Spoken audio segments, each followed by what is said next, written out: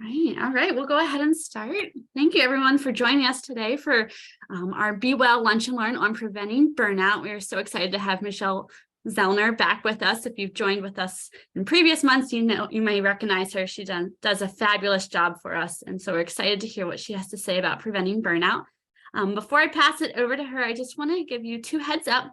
The first being that we do record these sessions. So if you are unable to stay for the entire length of the session or just simply want to rewatch it at your own time, we will send out the recording in a follow-up email, as well as put it on our BeWell website. So 2 different places that you can access the recording. And second, we love an interactive audience. I know Michelle does. So if you have any questions, comments, anything, please utilize the Q&A feature and the chat box feature, and we'll get to as many questions and comments as time allows for. So with that, I will pass this over to Michelle to get us started. Excellent. Well, thank you, Angela. And I've always enjoyed our conversations that I have with your group, so I anticipate this one to be very lively as well. My name is Michelle Zellner. I have my undergraduate degrees in psychology and nutrition from the University of Hawaii and my master's in kinesiology from CU Boulder. I have a wellness business called Better Beings, and that's been my mission for 25 years, to be a better being myself, but also to help other people be better human beings, physically, mentally, emotionally. Very fortunate to partner with amazing EAPs like SupportLink to deliver content to awesome groups like yours. So everything I teach and talk on is either through my educational background or working with lots and lots of people at this point in life, and certainly my own journey as well. And I mean, this topic on preventing burnout, I can't tell you how many times we've talked about it, mostly in the last 2 to 3 years, but even before that, we were talking about it. I think it's a great conversation because it needs to be had. And when it comes to managing stress, preventing burnout, and building resiliency, it's all kind of the same thing. I'm not going to give you the secret right off the bat. We'll get into that. But we're going to go through a lot of content here. And my hope is that by the end of it, you have a very solid appreciation of what the stress response is doing to your human, as well as a solid appreciation for your ability to actually do a lot about it. And maybe to just get a little conversation going in the dialogue, I can get a gauge of my audience. You can keep it private, send it just to me, Michelle Zellner, or if you're comfortable sharing with everybody, feel free. Before we even really get into burnout and what that is, let's evaluate your human. So what I'm going to ask you to do is separate your unique named individual self and just observe the human that you are in charge of. Physically, mentally, emotionally, all of those things play a role in our well-being, and all of those things could either help us prevent burnout or could maybe be leading us to burnout. So on a scale of 1 to 10, where is your human currently today on that burnout continuum? 1, doesn't even know what burnout is, has no concept of what that could even look like or feel like. 10, burnt out, 100% burnt out. Yep, my human is, as my dad would say, kaput. Scale of 1 to 10, I think self-evaluation is always a good place to start. And then we're going to do a couple of things throughout the session to maybe help you determine if you are evaluating yourself appropriately or correctly. So feel free, put that in the chat box. And this is not judgment in any way, not me judging you, not you judging you. This is just information gathering. And it's super helpful to gather information so that we can then figure out what to do about it, right? So again, 1 is doesn't even know what burnout is, no concept or clue of that. 10 is, yeah, done, kaput. Thank you all for sharing, as I knew you would be a very open group here. And thank you. Keep on putting those things in. We're gonna talk about, obviously, exactly what we need to do to avoid it.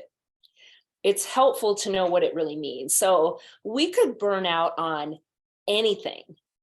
In my own life as a health and happiness strategist and helping people try to live their best lives, I've worked with a lot of people who are maybe trying to clean up their nutrition. Maybe they want to lose weight. So what do? They go on a diet.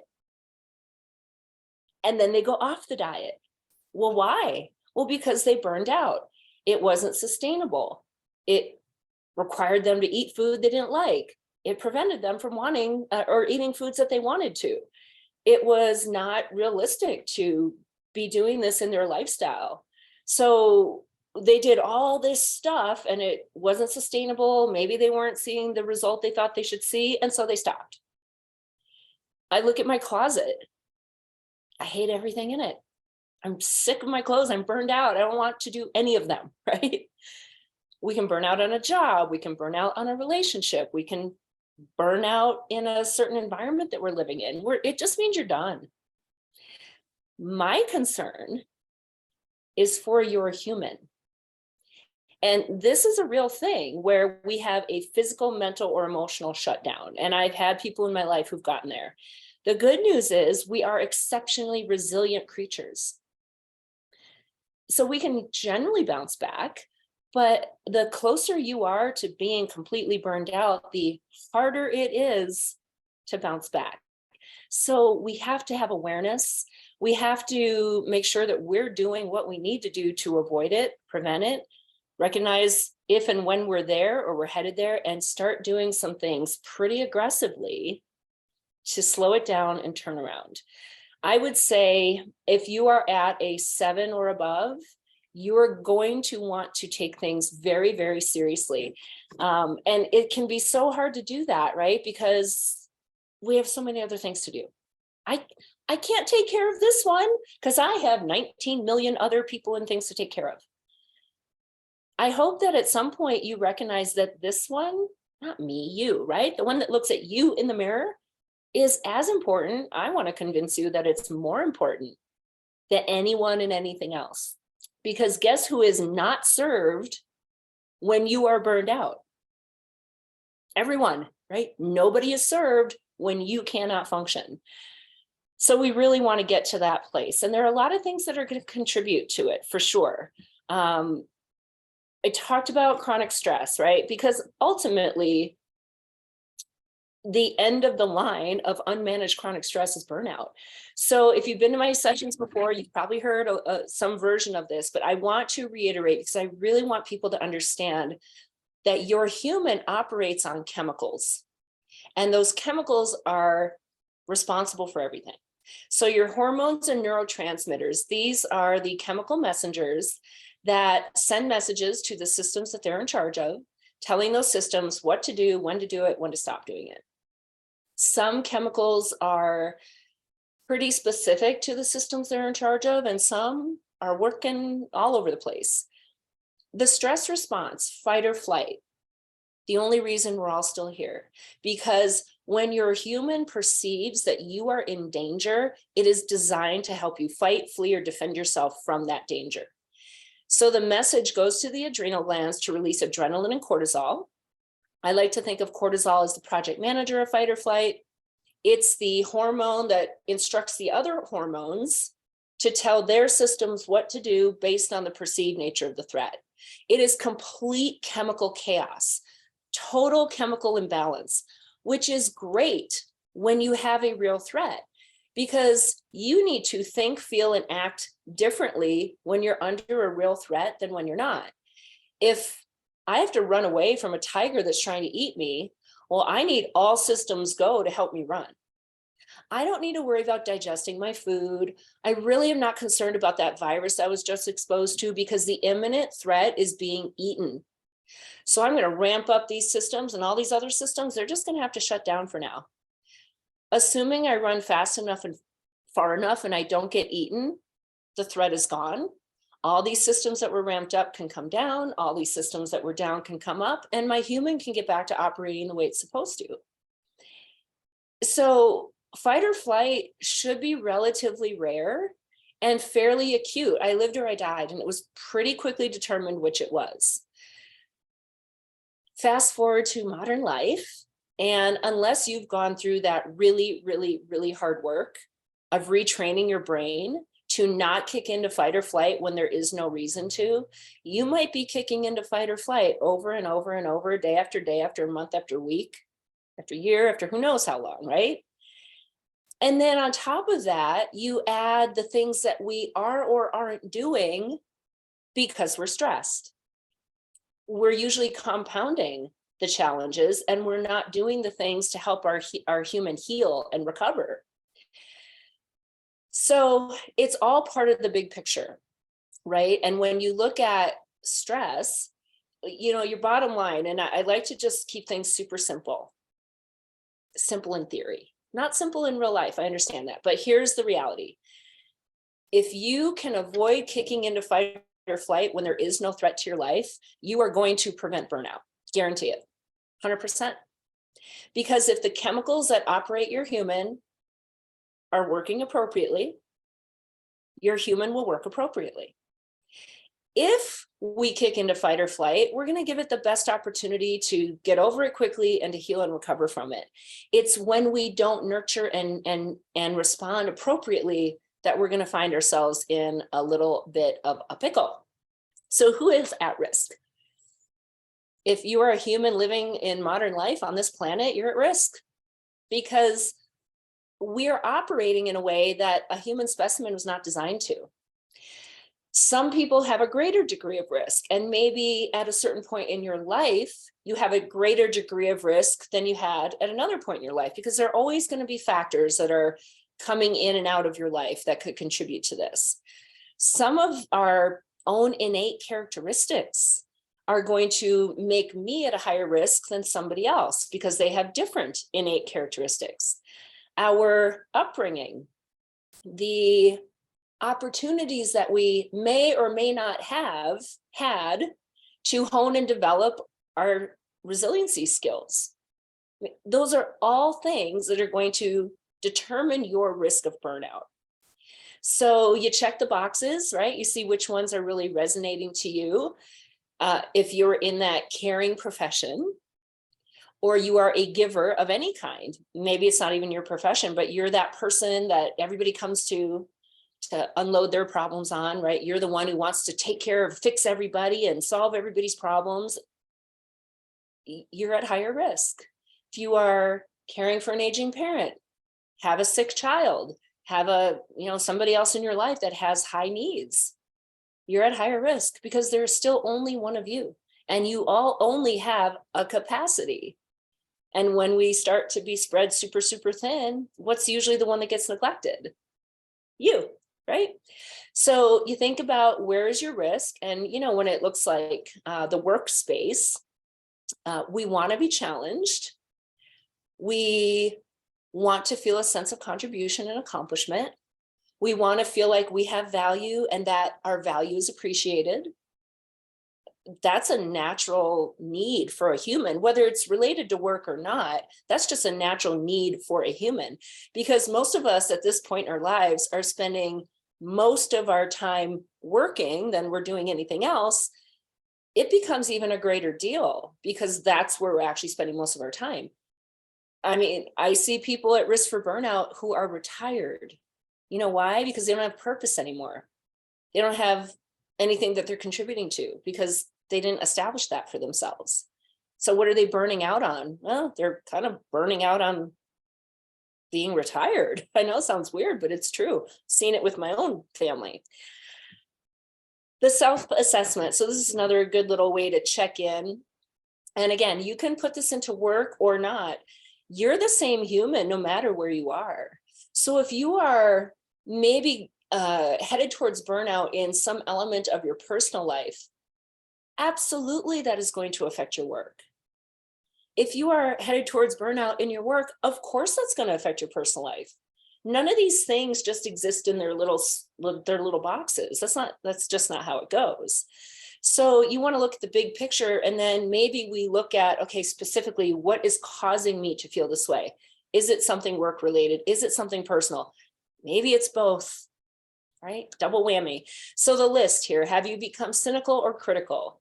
Do you have to kind of drag yourself to go do whatever? Have you become irritable and impatient? Do you lack the energy to be productive? lack satisfaction from achievements, right? Like, meh, who cares? No big deal. Instead of being proud and celebrating those. Do you feel disillusioned about your job, about the relationship, about whatever it is that you think you want to have motivation for? You've lost it. Are you turning to something, food, drugs, alcohol, retail therapy, excessive gaming, excessive social media, excessive zoning out on Netflix, whatever? Are you trying to distract yourself or use something to alter the way you feel? Have your sleep and appetite changed, and unexplained physical complaints? So, again, you kind of want to check your boxes, and the more boxes you're checking, probably the higher number you evaluated yourself, which means you're going to want to take it very seriously. And that means there's hard work to be done. And that is always the comment I get. Yeah, but it's hard. Correct. 100%. No denying that. I also live by the motto, it is hard now or harder later. And I live by that motto because I lived through that. And I didn't like harder later, like at all. And I hope to not have to do very much of that in the future. So I try to make the best decisions and choices, especially the hard ones, that I can, to most likely avoid harder later. Looking at the causes, again, this is just everybody to kind of check their boxes, because everybody's different, right? We're all humans. We all need the same thing, but we are all individual humans. So maybe what I need is just slightly tweaked versus what somebody else needs. Also, the specific causes of my burnout are going to help determine what I do about it, what I need to help buffer or reverse that. I'm going to focus on the ones that we each have control over. Oh gosh, that's all of them. my bad. Yeah, no, we have control over all of these things. Sometimes the control is I change my attitude and my approach. And sometimes that is the only thing that I can do. And yet so much of our outcome is determined by what's going on up in here. I mean, I teach a lot about mind matters, power of thought, mindfulness, create your calm, all these things, because while we don't control what comes in here, we do have the choice of choosing what we do once it's in there. And that's hard. Our natural reaction to anything that we don't like, we don't ask for, we don't agree with, we don't understand, is too much all at once, is a surprise or a shock. Our natural reaction to any of those things is some version of fight or flight. I'm going to be angry, irritated, frustrated, worried, afraid, have anxiety, have guilt, have shame, hang on to resentment. Those are all normal, natural emotions and feelings that are part of the fight or flight mechanism, which means anytime I'm having that emotion or feeling, I'm in fight or flight. The thing is, in our lives today, very rarely is the trigger, the thing that's causing me to feel or react that way, rarely, if ever, is it actually a threat to my life. Which means I'm the only one that can change my reaction, right? And depending on what it is, it could be very simple. It could be really, really, really, really hard. So curious, when you've looked at these lists now, right? The causes of burnout, the little self-assessment here, and a couple of these other bullet points of who's at risk, which ones are speaking to you? Can you identify them? I think the identifying is super critical, because that's the only way you're going to know how to make a plan to help you get out of this.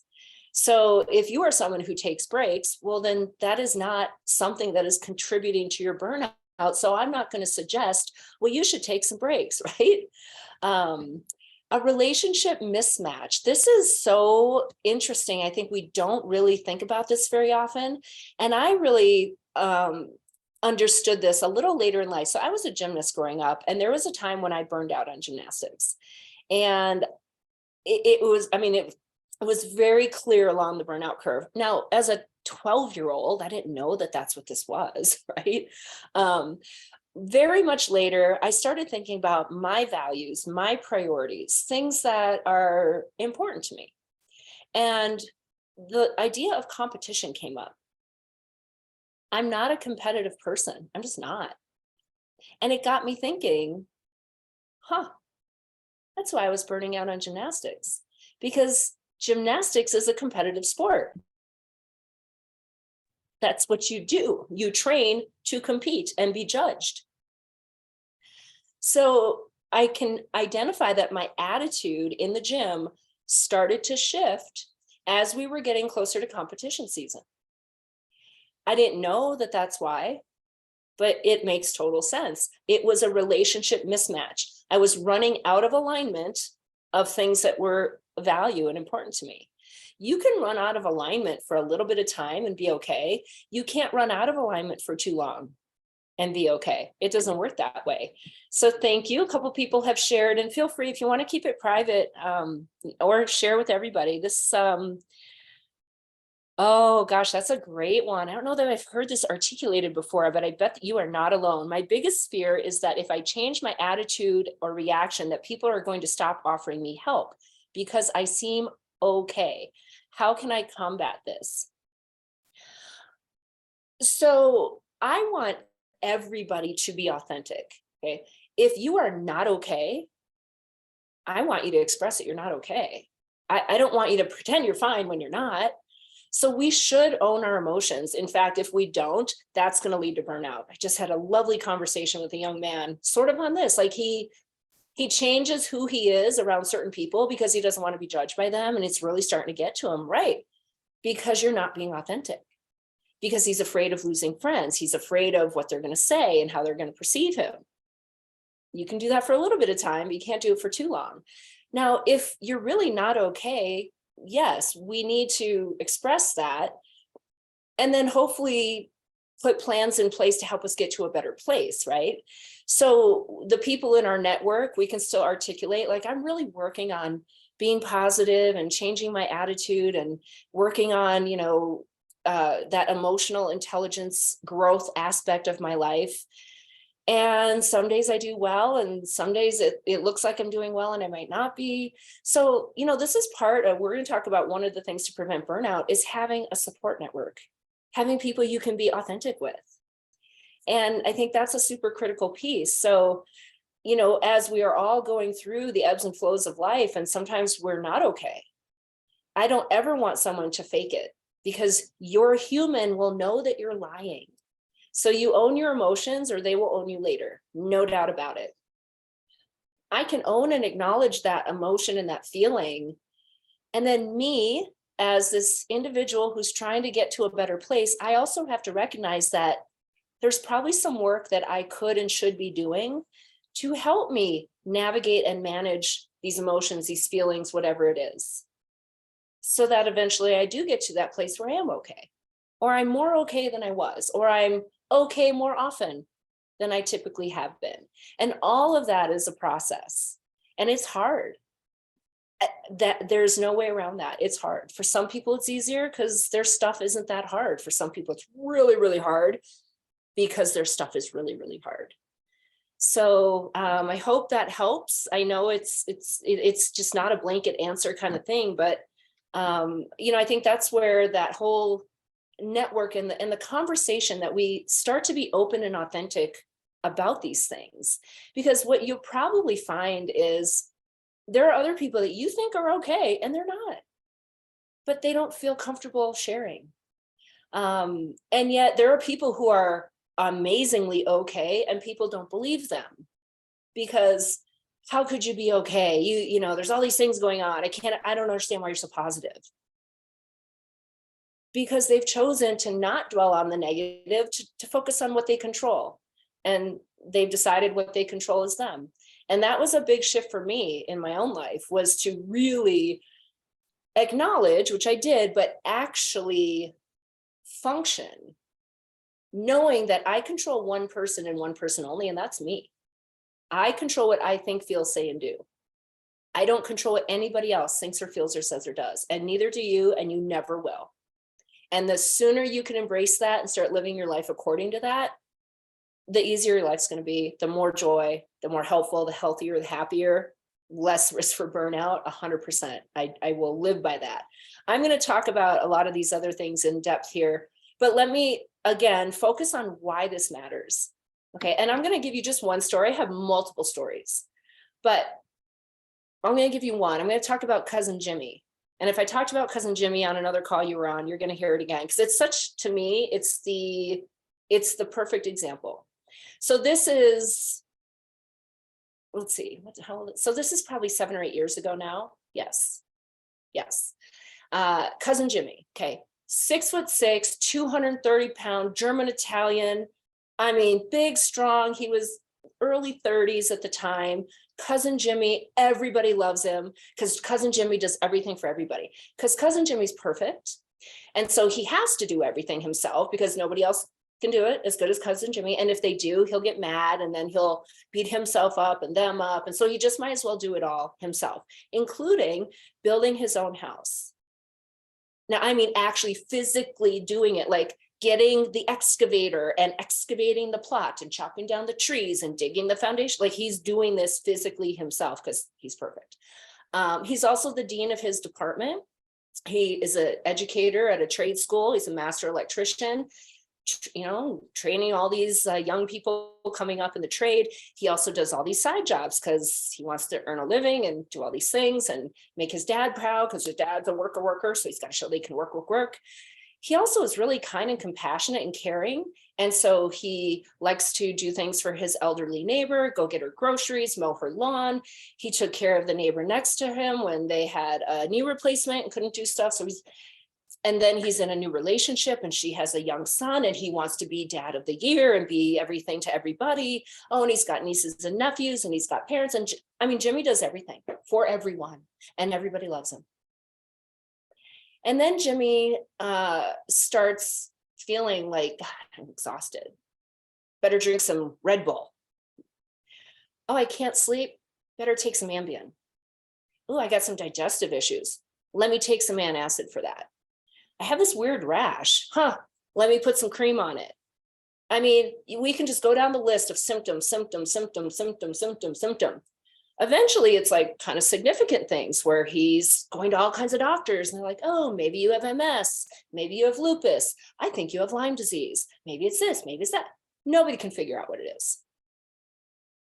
And then one day, literally, he could not get out of bed. Okay, so this built and he was sick and couldn't get healthier, and then he got better, and then he relapsed, and then one day he couldn't get out of bed, literally. No matter what he did. Big, strong, 230-pound, 6'6" German Italian cousin Jimmy couldn't get out of bed because his human tried to give him all kinds of warning signs. It was trying to get his attention a whole bunch of ways, and he ignored it, and he took pills for it, and he dismissed it because he's too busy, because he's got to do things. And this was his human's last attempt to get him to pay attention. So who was he serving as he takes a 9-month medical leave of absence from work because he physically couldn't function? You think that house got built? Think his neighbors were being helped?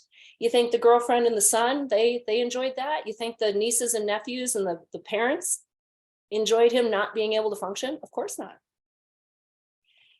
It is real. Okay, that is a real consequence. Now, because he was relatively young and fairly healthy, he bounced back, not immediately. It was a very slow recovery. And it required a complete overhaul of how he was living his life. Complete overhaul. Stop doing all the things you're doing and start doing all the things that you've been neglecting, like eating healthy food, properly hydrating your body, sleeping, learning how to manage your emotions and your anger and your irritation and your anxiety. Go to therapy, journal, start exercising. Quit putting Band-Aids on things. Actually pay attention to them. Learn to say no to some things. Complete overhaul for him to get better. And because he's been through that, he knows that any slippage of those habits and slipping back into other ones is going to make him relapse pretty quickly. Because once you've gotten to burnout, you are way more susceptible. And it's all because your chemicals are, they're so confused. They have no idea. And they start acting completely inappropriately. And perhaps eventually you're actually going to burn out your adrenal glands where they can no longer release adrenaline and cortisol. And you need those things to function. And then your thyroid is going to take over, except your thyroid is not supposed to do the job of your adrenal glands. And now we're really in a critical state when the thyroid takes over. And that's a whole other level. So it's real, which is why I tell that story. And you look at this list of things here, right? Who would voluntarily sign up for any of that? And yet, if you are neglecting to take care of yourself, you might be voluntarily signing up for these things. I want you to know that you have the power to reverse it. It's hard. But I think all these things are harder. I do. I think missing out on life is really hard. I think not having the energy to do what you want to do is really hard. I think having a stroke, I can't even imagine how hard that is. So hard now or harder later. I'm going to just put that out there again. And let's now talk about how we do this, right? So when I think about preventing burnout, it really, for me, it starts with understanding what a human specimen needs. That's number one. Evaluating, am I giving my human those things? And then identifying the things that I'm not giving it. Maybe I need to start. So I'm going to walk you through that picture, right? Think about what a human specimen needs, what life back in the day looked like. We were on a day-night schedule. We operated during the day. We moved our bodies all day because that was the only option. Physically exert our energy. And at night, when scary things came out, we hid for protection. We got very quiet, so scary things didn't know we were there. And in that darkness, the brain could release a whole bunch of chemicals that signaled we were sleepy. There was no reason to ignore the signal, so we went to sleep. And the body and brain did a whole bunch of rest, repair, recovery, hormonal reset and rebalance, organized thoughts, catalog memories, did a lot of work during all that sleepy time. And then the sun came out, triggered the release of adrenaline and cortisol, which woke us up, started to increase our heart rate, started to circulate the blood, got blood to our brain, oxygen to our brain so we could think and function. We ate real food because that was the only option. We may have accidentally put poison in, like poisonous berries, rotten meat, but it was not intentional and it was relatively rare. So for the most part, we're eating real food.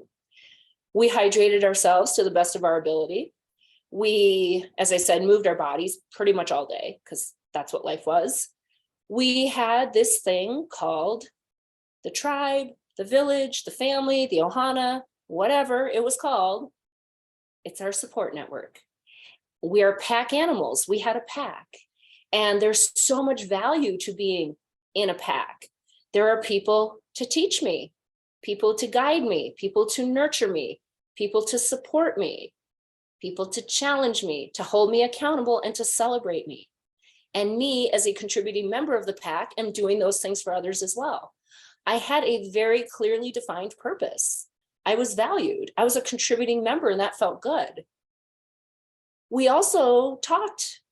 We talked to each other. We told each other the things we saw out there that were scary, the discoveries we were made that were exciting, the things that we were worried about. Let's talk through that with other people and see. We talked. That's what we did. We also did things for fun.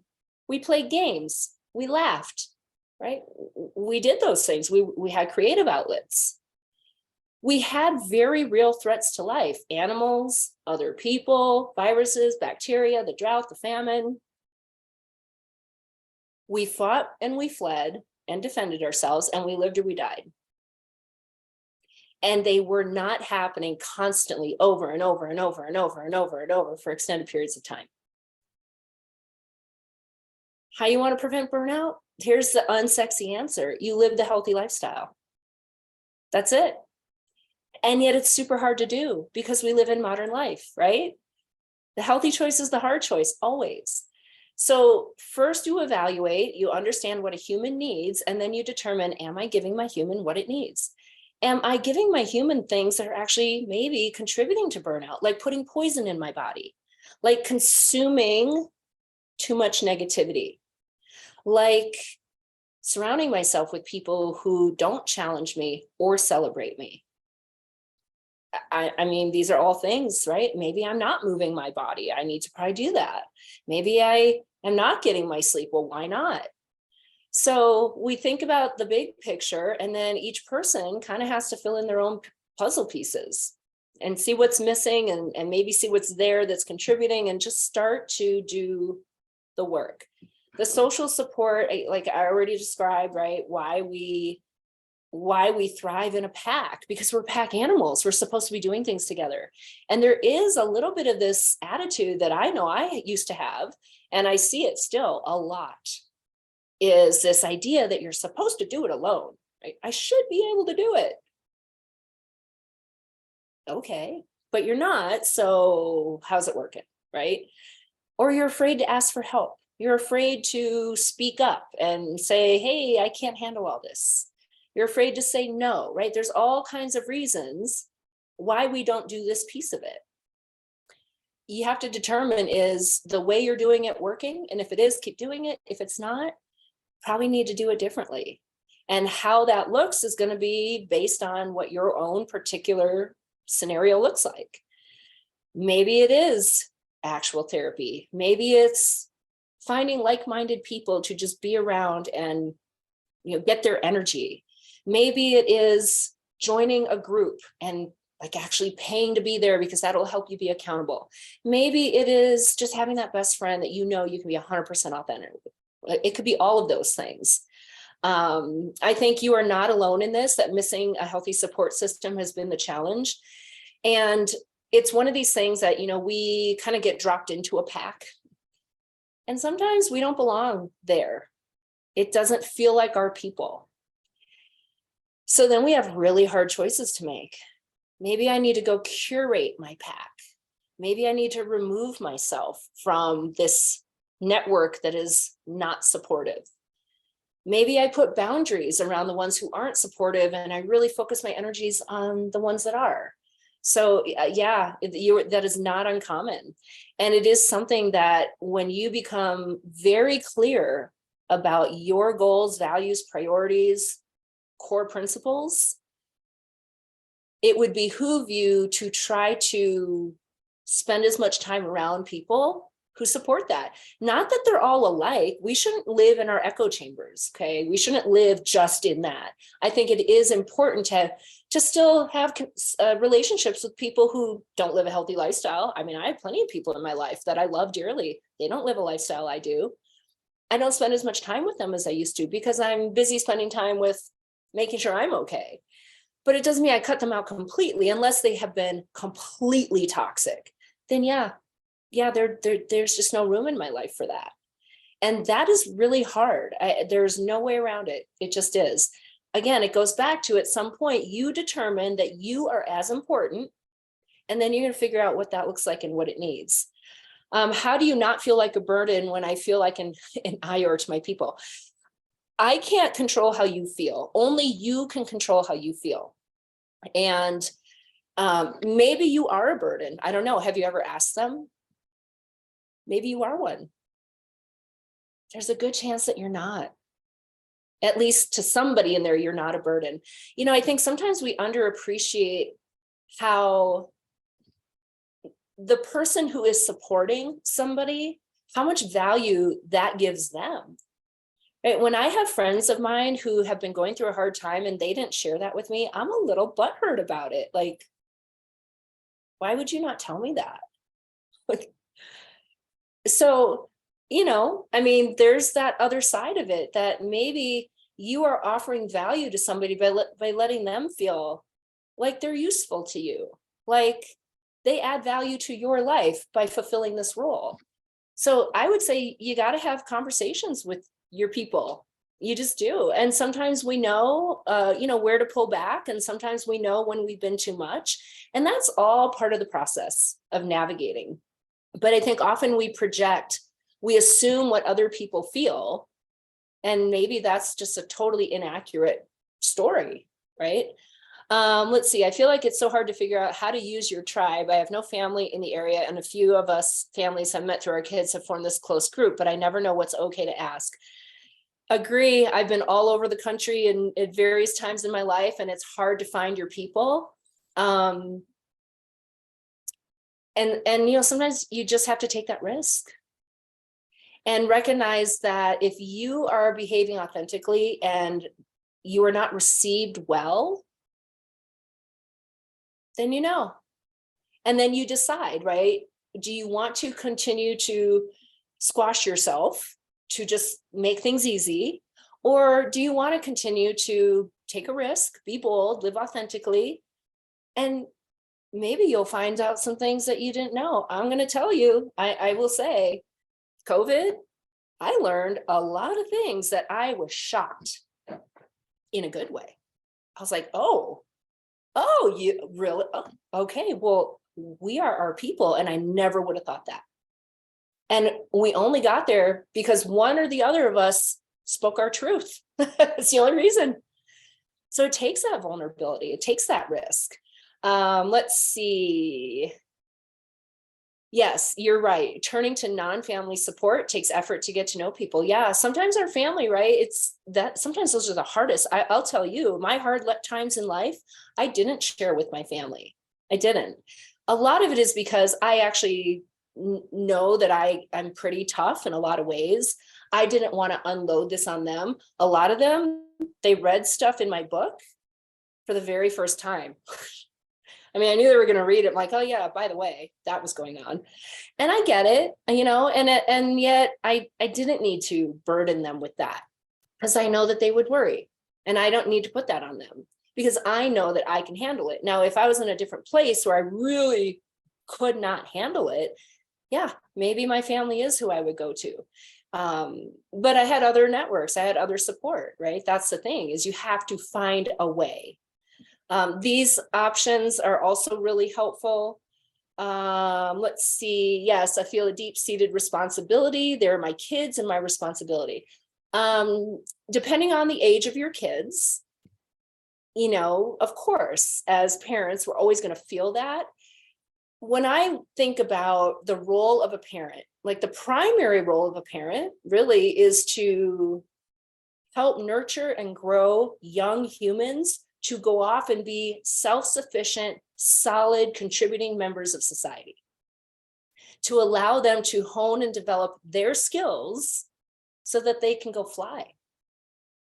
And sometimes as parents, we do everything for our kids so they have a better life, and so it's easier for them. And really what we're doing is preventing them from learning how to live, because we're doing it all. Why would they have to learn anything? I mean, funny story, we had a friend in high school who, he was like the baby and many years, removed from the last child, and his mom did everything. If she could have physically dressed him, he probably would have. And there was a week when we noticed that Andy's outfits were just like, what is going on? He's like, oh, my mom's out of town. Clearly you have no clue how to dress yourself because you've never had to. And it was funny. And yet there you go. Right. Let's see. Yes. Very unhealthy family. Not all families have the skills to be supportive and available. Absolutely. And, that's again, where we decide, am I ready to put a boundary around that? And, sometimes that's the case. We don't pick our families, right? That's the thing. And if you want different, then you seek outside guidance and create that outside network. Let's see. I have a 6 and 4-year-old. My husband has been working 6 days a week, late nights. So just about everything is on me all the time. How do I handle that? My support is little to none. So that is a reality, right? So I always tell people, your reality is your reality. I can't change that. You could change it. You probably aren't going to, right? So you do the best you can in the reality in which you exist. And I think a lot of times going to the mindset, the all or nothing really holds us back, or we only focus on what we can't do, which prevents us from seeing all the things that we can do. So I always want to know what somebody's reality is so that we can adjust accordingly and say, okay, what are the options? How do we do this? And, if I had a one-on-one call with you, I could really dive into that, but that would be a great utilization of your EAP resources. Truly, that is what the EAP is for, is to help you figure things out. And sometimes, there are things out there we had no idea. You don't know what you don't know. So sometimes it just requires us to be creative. Sometimes because we're so in our stuff, we don't even realize that there's another option. Let's see, what did I miss? I think, yes, self-permission. I love that. I actually have a training called Permission to Self-Care. It's been a very popular one at my conferences and things. And you're right. So often you are your biggest obstacle because you do not give yourself permission to do the things that you need to do to take care of your human. So there's that, right? And not only give yourself permission, but do it without justification, without explanation, and without guilt. Because self-care with justification, explanation, and guilt is not self-care. It's not. So we got to get to first we got to do it, and then we got to get to the point where we're doing it because why wouldn't I? It's selfish to not take care of yourself. It really is. Just think about cousin Jimmy, right? So eating healthy, I could talk for hours on this. I wrote a book, The PFF is Your BFF Handbook, a simple guide to your fueling your busy body. So if you need help with how to properly fuel your human, I promise it's not as hard as we think it is. Eat real food as close to its natural state as possible. Set yourself up for success. Protein, fat, fiber every 2 to 4 hours. Most of your nourishment early and often, much less of it as you get closer to bedtime. Properly hydrate, minimize the poison. That's the nuts and bolts of it. Obviously, there's lots of details in there. And maybe someday we'll do a nutrition webinar where I can go into those details. But nutrition was a huge part of my own journey.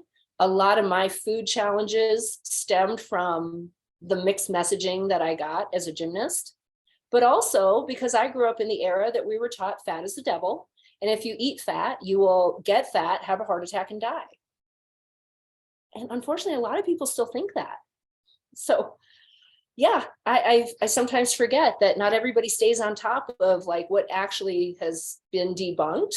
No, fat is not the devil, I promise you. In fact, if you're not eating fat, you're overeating carbohydrates. That's almost always the way it goes.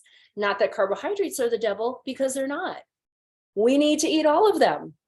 So think about, where nutrition plays a role, because this was also a game changer in my brain. I used to just think of food as good food and bad food and what it was going to do to my weight.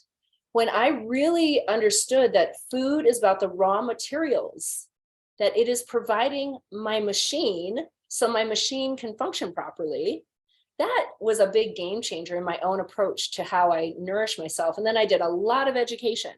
And unfortunately, that minor in nutrition that I got in college, totally useless, because everything I learned, either irrelevant or wrong.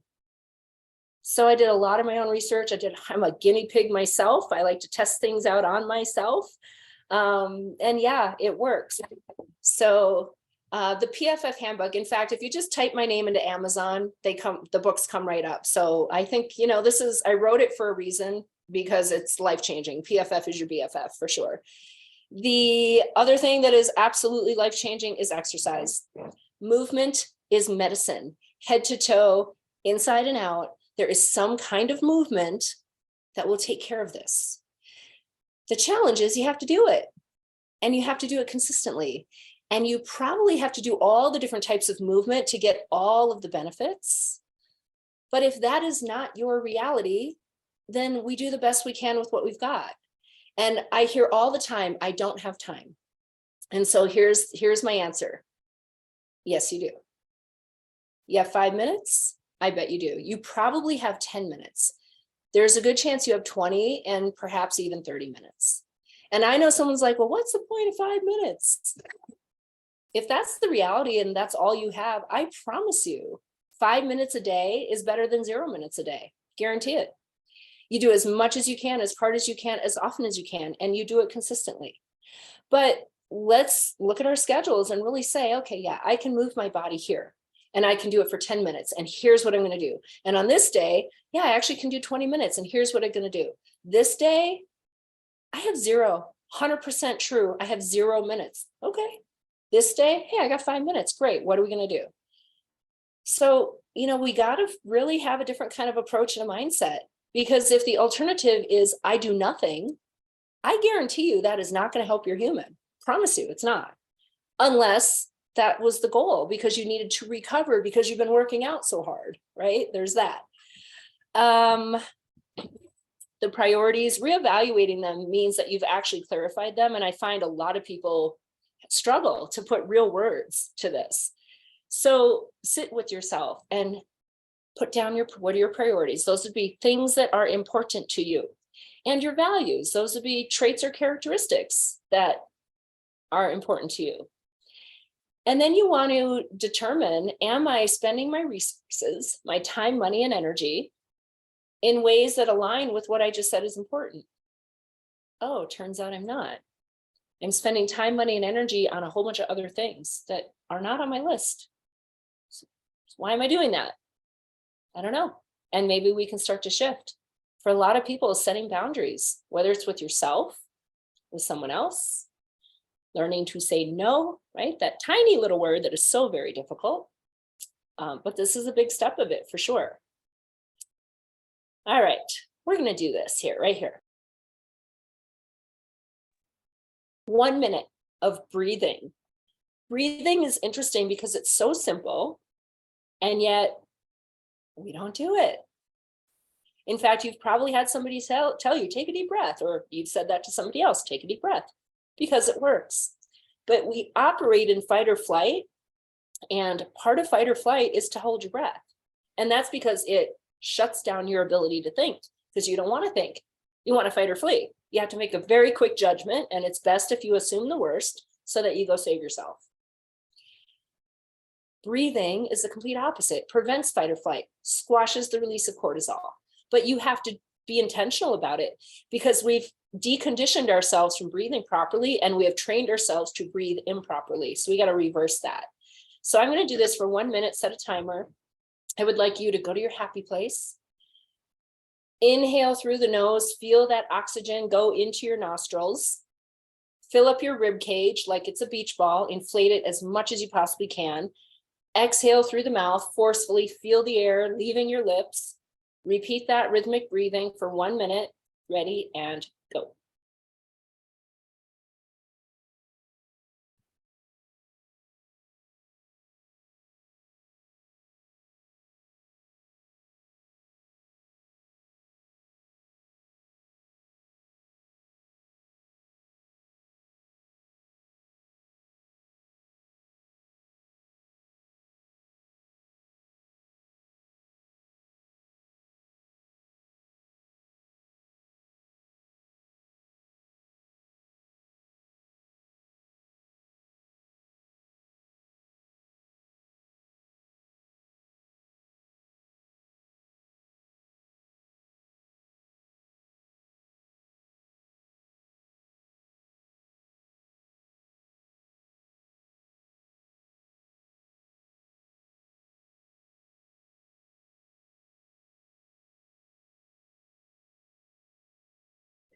All right, that was 1 minute. Hopefully everybody felt the benefit of oxygen.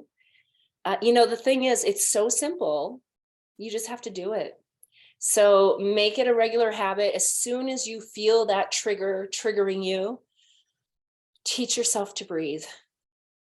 And then maybe we have a dedicated breathing practice so that we redevelop the skill to breathe properly.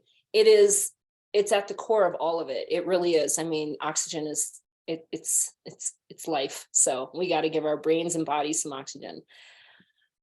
Signs of success. Tune into your human. Be paying attention. You're going to feel different. You're going to have different behaviors. You're going to have a different energy. You're going to have a different outlook. Do not dismiss it or bypass it. Acknowledge it, recognize it, appreciate it, so that you know, oh yeah, all these things that I'm doing, they're actually helping. And I like this. I'm going to keep doing those things. And then we keep doing it. Of course, these are really great resources as well, the interactive toolkits. So take a little time to see them, use them. Everything works, but you have to do it. Nothing works because you wish it did or because you thought about it. It only works because you actually do it. All right, couple of minutes for questions. How do you turn off your brain at night? Oh gosh, that's a way long question. So the good night of sleep starts in the morning, and a lot of it is you have to train your brain. So the brain is normally busy. That's natural. We have to train our brains to be quiet. So we can go through all kinds of things. We can brain dump at the end of the day, get our thoughts out of our head. We can learn to redirect our focus when we recognize it's busy, busy, busy, busy. Okay, let me go to some deep breathing and visualization. I would definitely say turn off the TV. Not only is that stimulating thoughts and energy in your brain, but that blue light, very confusing to the brain. Takes a lot of work for it to process it.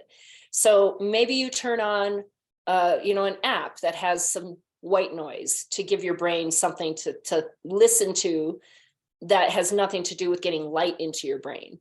But yeah, going back to breathing, progressive muscle relaxation. I mean, there's so many ways, but it doesn't just happen, right? It's kind of through that dedicated practice of putting these lifestyle practices in place and then doing them. Another great way to utilize the EAP, maybe you have some more time to have that conversation with one of the counselors. They can give you all these tips. I will tell you, go to these resources right here, sleep fitness, mindfulness. They will give you all these tips. But if we're looking for the quick fix, the magical answer for the instant result, it doesn't exist. It's going to require hard work, no matter what it is you're working on or trying to change. It's going to require work and consistency and dedication. But I know that if you do it, you're going to get the benefit, and then you're going to keep doing it because you like that benefit.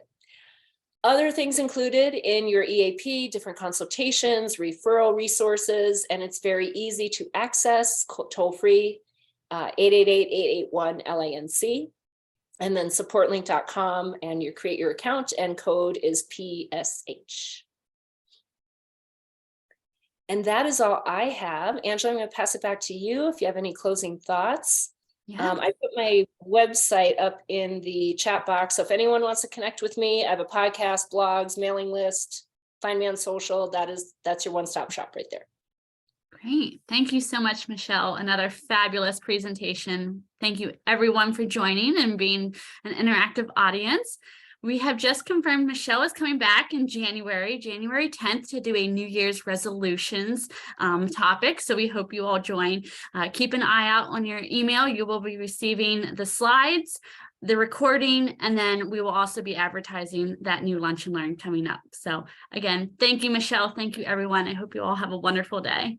My pleasure. Thanks, everybody. Bye-bye.